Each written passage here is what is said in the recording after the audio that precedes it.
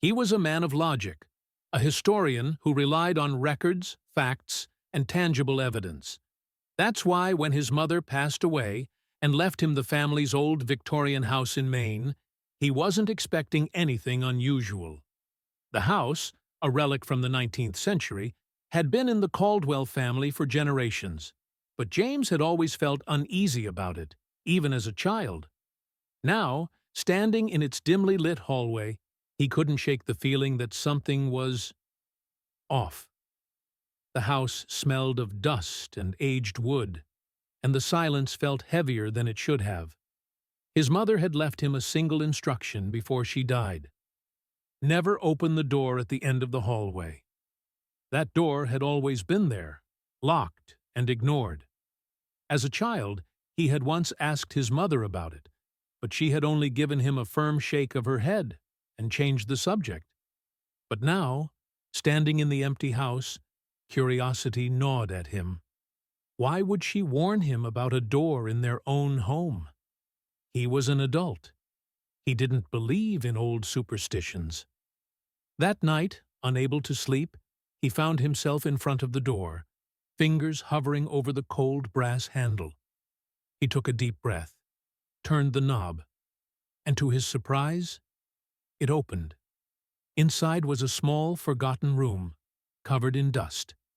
An old wooden crib sat in the corner. A rocking chair faced the window.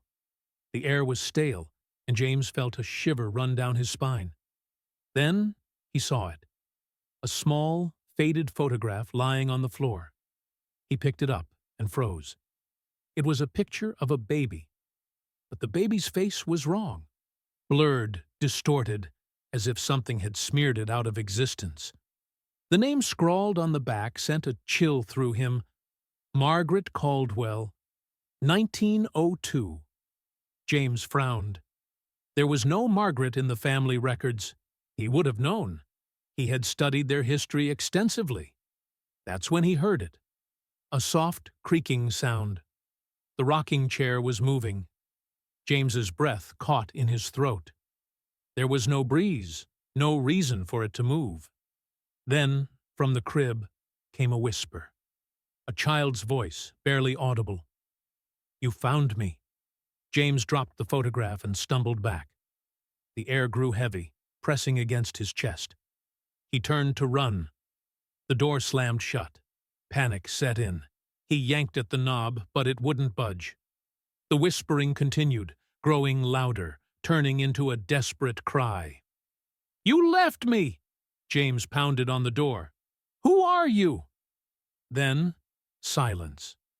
The door creaked open on its own. James stumbled into the hallway, gasping for breath.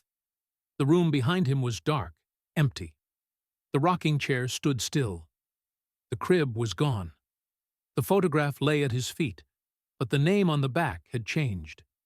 It now read, James Caldwell, 1982. His birth year.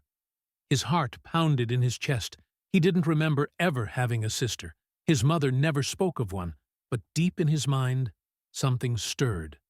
A buried memory. A name whispered in the dark. Margaret.